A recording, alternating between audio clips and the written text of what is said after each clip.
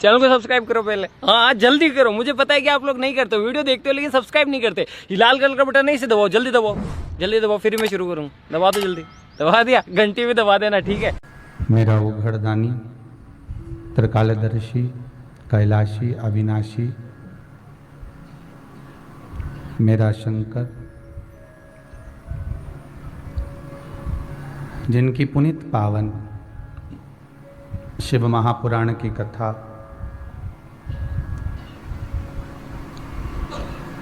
कुबेरेश्वर महादेव की ये पावन धरा भगवान भूत भावन भूतेश्वर शंकर की करुणा से, त्रिकालदर्शी कैलाशी अविनाशी की दया से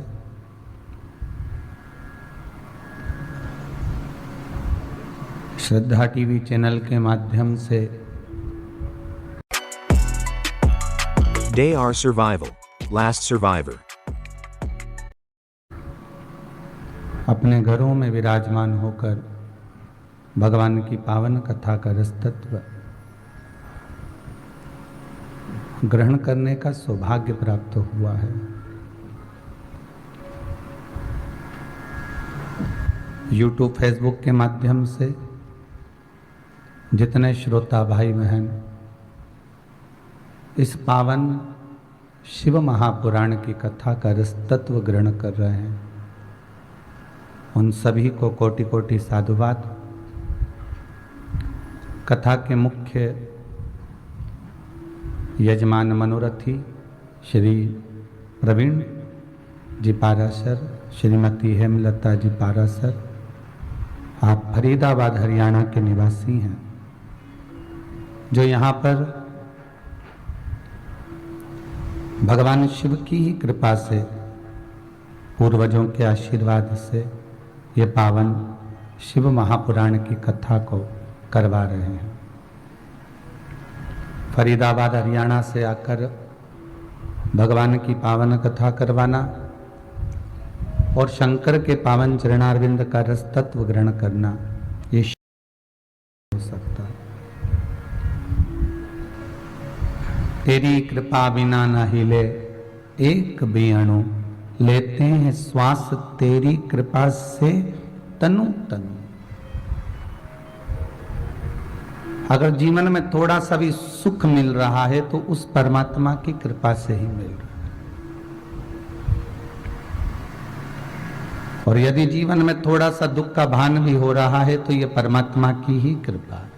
कल एक कथा कही थी जो शिवरी नारायण में कही थी कि पक्षी को ये सिखा दिया गया कि हर चीज में भगवान का धन्यवाद दो।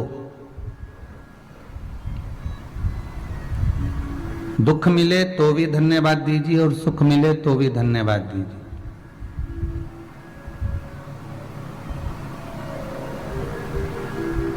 भगवान के चरणारविंद का रसतत्व ग्रहण करने का जो सुख है,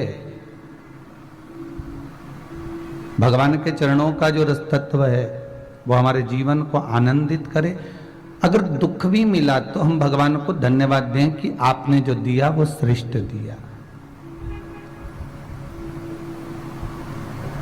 और मान लो अगर सुख भी दिया तो उसमें भी हम धन्यवाद दें कि आप जो हमें दे रहे हैं ये आपकी कृपा है।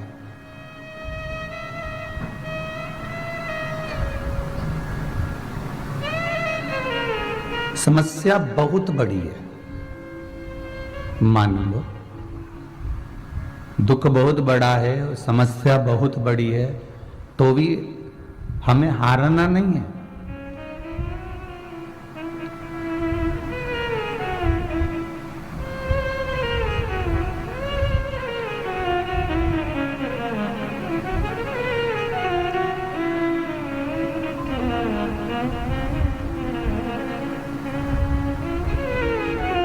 करोड़ों की आबादी वाले इस भारत भूमि पर जब कोरोना महामारी का कहर छाया, पर इस भारत की भूमि के प्रधानमंत्री जी श्री नरेंद्र जी मोदी जी को भी साधुवाद देंगे कि उन्होंने ऑनलाइन आकर, सबके सामने आकर आपकी हिम्मत को बांधा।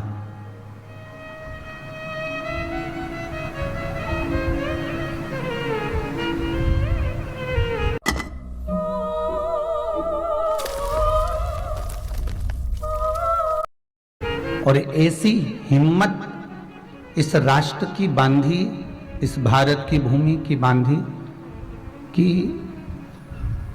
वैक्सीन का निर्माण भी अगर हुआ, अगर औषधि भी निर्मित हुई, तो यही भारत की भूमि से हुई और पूरे विश्व में उसका नाम होगा।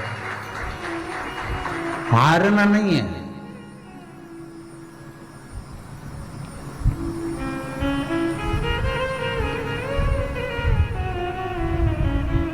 समस्या अगर बड़ी है तो ये सोचकर चलना कि हमारा विश्वास और हमारा परमात्मा उससे बड़ा है।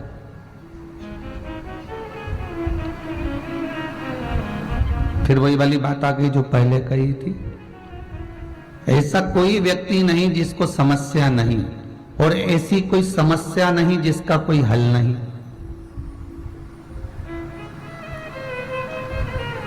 अगर दुख आया है तो उसका कुछ तो हल होगा, तकलीफ आई है तो उसका तो कोई हल निकलेगा ही।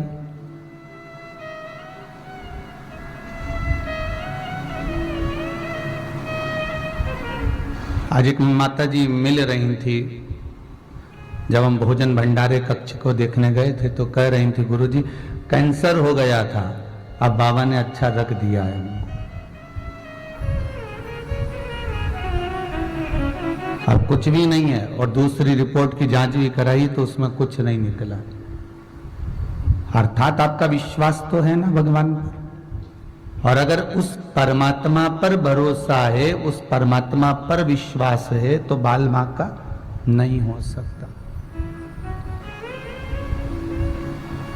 समस्या मान लो बहुत बड़ी भी है, बहुत बड़ा दुख भी सामने खड़ा हो गया, तो तुम तैयारी रखना कि उस भोलेनाथ के आगे टिकने वाला नहीं है, उस विश्वनाथ के आगे टिकेगा नहीं। आपका जो व्हील पावर है वो मजबूत होना चाहिए। दुख आता ही क्यों है? दुख आने का कारण क्या है? किस लिए आया? दुख आता ही इसलिए है कि आप संभलो।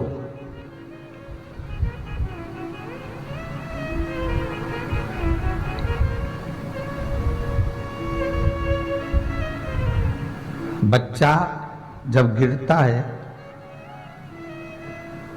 तो माता जानती है कि अगर थोड़ा सा गिरेगा तो चलना भी सीखेगा।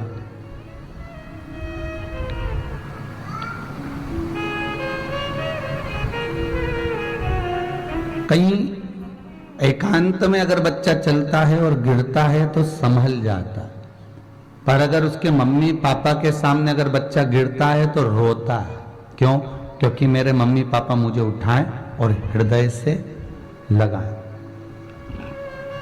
ये मेरे माँ बाप, ये मेरे माता पिता मुझे हृदय से लगाएं, इसलिए बच्चा रोता। अकेले में गिर जाता तो उठ जाता, झाड़ झुड़ के नहीं उठ जाए, फिर उसको कोई दिक्कत नहीं।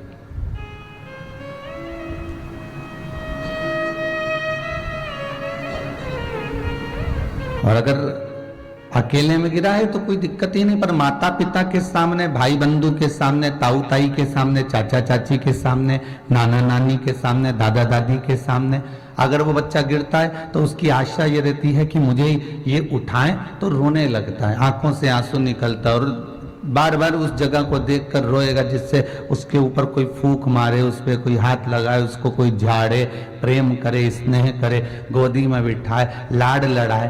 तो उसी तरह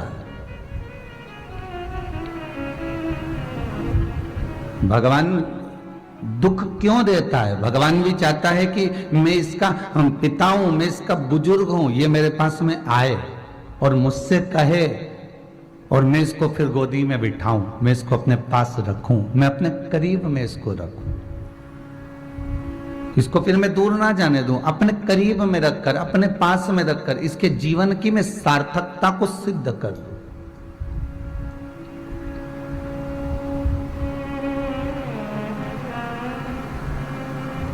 खाली दाल को उकाल लो, उसमें नमक मत डालना, ना मिर्ची डालना, ना उसमें बघार लगाना, केवल दाल उबली हुई बिना नमक मिर्ची की, ना हल्दी, ना कुछ भी नहीं, मिर्ची नहीं, नमक नहीं, पुदीना नहीं, हरा धना नहीं, कुछ भी नहीं, बस उकाली और तुम उसको रोटी खा लो। और रोटी में भी कुछ नहीं होना चाहिए, नमक नहीं, कुछ भी नहीं, बस ऐसे खा लो।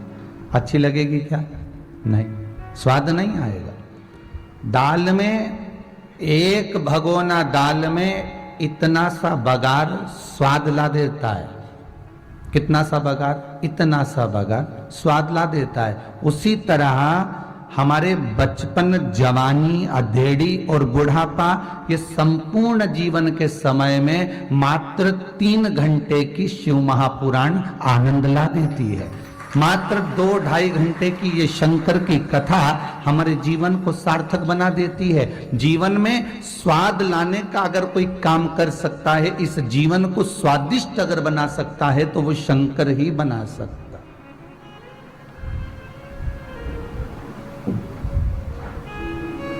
तुम राम को भजो तो राम को भज लो, तुम कृष्ण को भजो तो कृष्ण को भज लो, तुम शंकर को भजो तो शंकर को भज लो। ना राम अलग है, ना कृष्ण अलग है, ना शिव अलग है, तीनों एक है। ब्रह्मा विष्णु सदा शिव जानत, अर्थात जो बुद्धि से विहीन है वो भेद समझेंगे कि ये ब्रह्मा अलग है, विष्णु अलग है, ये शंकर अलग है। पर अगर कोई बुद्धि से प्रबल है तो वो समझ जाएगा ये तीनों एक।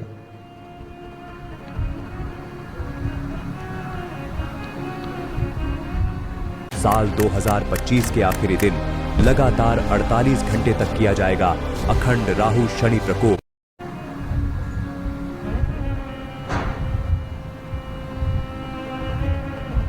कोई कह रही थी कि गुरुदेव मालूम है, भगवान ने मेरा सारा काम कर दिया, ऐसा कोई काम नहीं था जो बचा हो, सब भगवान भोलेनाथ जी ने कर दिया। पर मैंने एक बात विचार करी थी कि मुझे ऐसा लग रहा था कि भगवान आके काम करेगा, पर भगवान तो नहीं आया, पर मेरा काम जरूर हो गया, कोई ना कोई आके कर गया। ठीक है, आपको एक कथा में कहा था क्या भगवान आएगा तुम्हारे सामने? नहीं आएगा। अगर शंकर जटा धर कर आ जाए, गले में नाग पहन कर आ जाए, जटा जूट बांध कर आ जाए और खूब बढ़िया त्रिशूल और डमरू लेकर और तुम्हारी गलियों में घूमता हुआ शोर मचाता मचाता आ जाए, तो तुम उससे क्या पहचानोगे? यशोदा जी के दरवाजे पर भगवान पहुंच गए, यशोदा जी ने पहचाना क्या? श्री कृष्ण के दर्शन करने चले सदा शिव गोकुल में, अली गली में शोर मचावे चले सदा शिव गोकुल में। यशोदा रानी से जाकर कहा कि मैं भगवान का दर्शन करना चाहता हूं, मुझे दर्शन करा दो। कौन कराए? जटा बंधी हुई है, गले में सांप पड़ा हुआ है, भस्मी रमी हुई है, ऐसे को कोई अपना पुत्र दे सकता है? नहीं। आखिरी में जब शंकर जी ने देख लिया कि ये मुझे देने वाली नहीं है, तब शंकर जी ने दूसरे ब्राह्मण का रूप रख लिया और ज्योतिषाचार्य बनकर यमुना जी के घाट पर जब हाथ देखने के लिए बैठ गए, तब यशोदा जी खुद बेटे को लेकर आ गई और भगवान की गोद में दे दिया। भगवान उस जिनसे समझ गए कि कली काल में, संसार में, मृत्यु लोक में अगर किसी से मिलने जाना है तो रूप बदल कर जाना। तो तुम ये अंदाजे में मत रहना कि शंकर जी आएंगे और काम कर कर जाएंगे। शंकर जी किसी को भेज देंगे और काम हो जाए। एक कितनी सुंदर कथा है। एक ब्राह्मण था और उसकी धर्म पत्नी। ब्राह्मण बड़ा सत्कर्मी था, भगवत भजन करने वाला, स्मरण करने वाला, नाम जाप करने वाला। उसकी पत्नी भी थी अच्छी, भले मंदिर नहीं जाती थी, भले पूजन नहीं करती थी, पर पति को देखकर बड़ी खुश होती थी, क्योंकि वो अगरबत्ती भी लगाते, दिया बत्ती भी करते, भजन भी करते, कीर्तन भी करते। वो मंदिर नहीं जाती हो,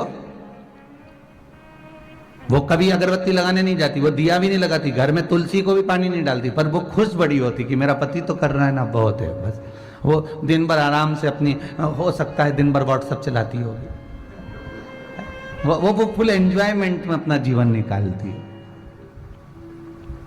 फुल आनंद में, आनंद मस्ती में अपने जीवन को जी। उसको कोई मतलब नहीं कि क्या हो रहा, पर पति से एक शब्द नहीं कहती थी कि तुम ये तकलीफ है, वो तो मस्त रहती।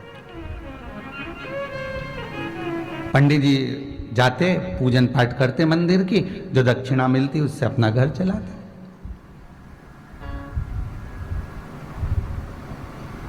अब कोई शिवरात्रि का समय आ गया, और शिवरात्रि का जब समय आया तो शिवरात्रि के पहले 2-3 महीने पहले से मंदिर में भीड़ कम आने लगी। लोग आते नहीं, दर्शन नहीं करते, दक्षिणा नहीं मिलती, बड़ी परेशानी हो गई। पत्नी रोज पूछती, कुछ मिला नहीं। अब दुख हुआ, अब क्लेश हुआ, भूखे मरने की नौबत आ गई। कोई दूसरा काम कर लो, हो गई महादेव की पूजा बहुत। अब पंडित गिरी नहीं रखी, कुछ भी कमाना वमाना नहीं है। अब ये कोई रखा है क्या?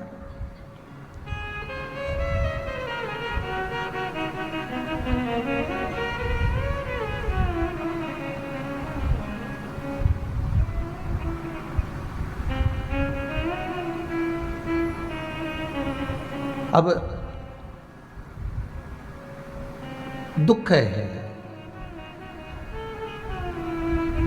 कह तो दिया पत्नी ने कि अभी पंडिताई छोड़ दो और कोई नौकरी वोकरी कर लो, कोई जॉब मॉब कर लो।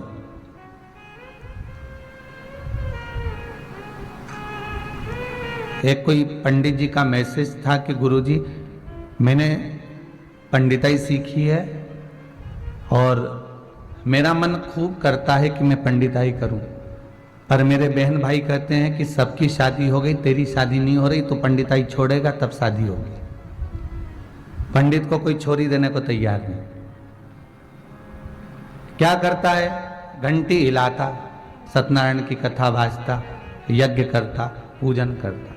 हमने उससे एक ही बात की, तो चिंता मत कर, अगर तू सच्चे मन से भगवान की सेवा कर रहा है, दक्षिणा मिल रही है नहीं मिल रही है, 100 रुपये मिले, 50 रुपये मिले, रात भर एक वो महिला संगीत में डांस करने के लिए कुछ लोग आते हैं, कुछ वेटर काम करने आते हैं, तैयार होकर थोड़ी घंटा 2 घंटा 3 घंटा भोजन सर्व करते हैं, परोसते हैं। उनको लोग 1.5 2 हजार रुपए दे देते हैं, और पंडित रात भर बैठकर शादी कराता है, उसको 500 रुपये मिल पाता। पूरी रात बैठा सो।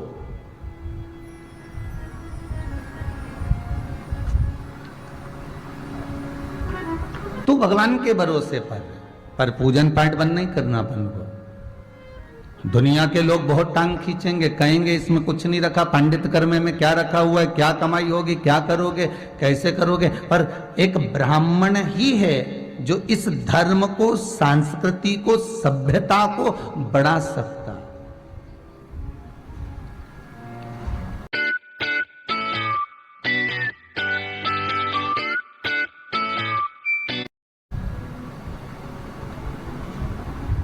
तो छोड़ना नहीं।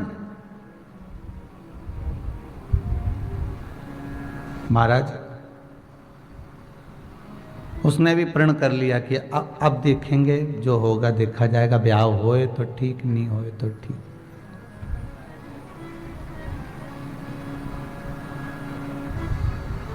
बाबा जब कृपा करो तो हारना नहीं। धर्म पत्नी कह रही है अपने पति से कि तुम अब ये पंडिताई छोड़ दो और तुम जल्दी से कोई कमा के लाओ तो थोड़ा बहुत घर भर का गुजारा चले। भूखे मरने की नौबत आ गई। 3 महीने से कुछ नहीं लाए हो, बड़े आफत में फंसे हुए हैं। शिवरात्रि का समय आ गया। भगवान देवाधिदेव महादेव माता पार्वती के साथ भ्रमण के लिए निकले। शाम का समय था। ये मंदिर जा रहा था। आज शिवरात्रि है। शिव जी निकल कर जा रहे थे तो माता पार्वती ने कहा, ये आपका भगत हमेशा शिवरात्रि पे बड़ा खुश दिखता था, ये पहली शिवरात्रि ऐसी आई है जो इसके चेहरे पर खुशी नहीं है।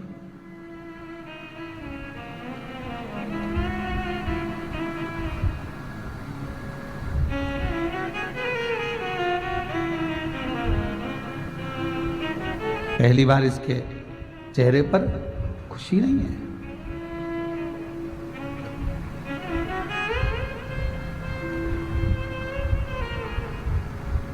पार्वती जी कह रही हैं कि पूछो तो सर आखिर बात क्या है। भगवान शंकर बोले, पार्वती जीवन सुख का चलते चलते अगर जिंदगी में थोड़ा सा दुख आ भी जाए तो समझ लेना ये पूर्व के कर्म का भोग अब भोगने का क्रम चालू हुआ है। सुख के दिन मालूम नहीं पड़ते और दुख के दिन कटते नहीं हैं। भले दुख 4 साल का, 3 साल का, 2 साल का, 1.5 साल का हो, पर उसको काटना बड़ा कठिन पड़ जाता है, बहुत कठिन।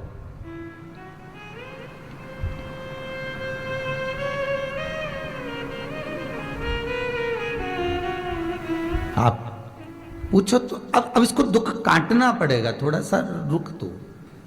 पार्वती जी कहती आप कालों के काल हो, महाकाल हो, क्या दुख नहीं काट सकते? महाराज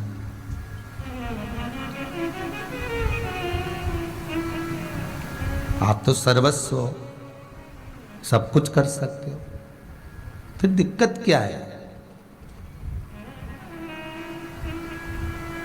महाराज मेरा भोला उज्जैन को काल, गौरा मैया महाकाली,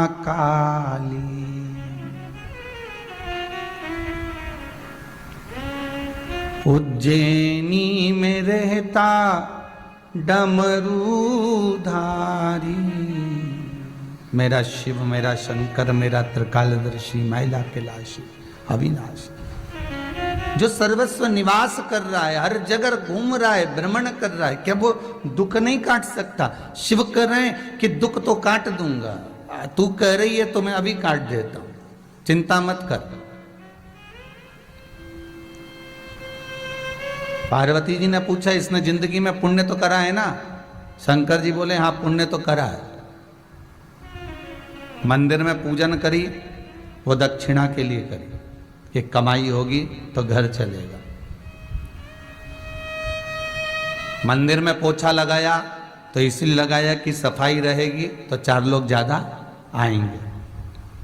बुआरी काढ़ी इसलिए काढ़ी कि यहाँ सफाई होगी तो लोग आनंद में बैठेंगे, बैठेंगे तो कुछ देंगे। प्रसाद बांटा इसलिए बांटा कि कुछ मिलेगा, प्रसाद देंगे तो कुछ प्राप्त हो जाए। चरणामत दिया तो इसलिए दिया कि कुछ मिल जाएगा। मस्तक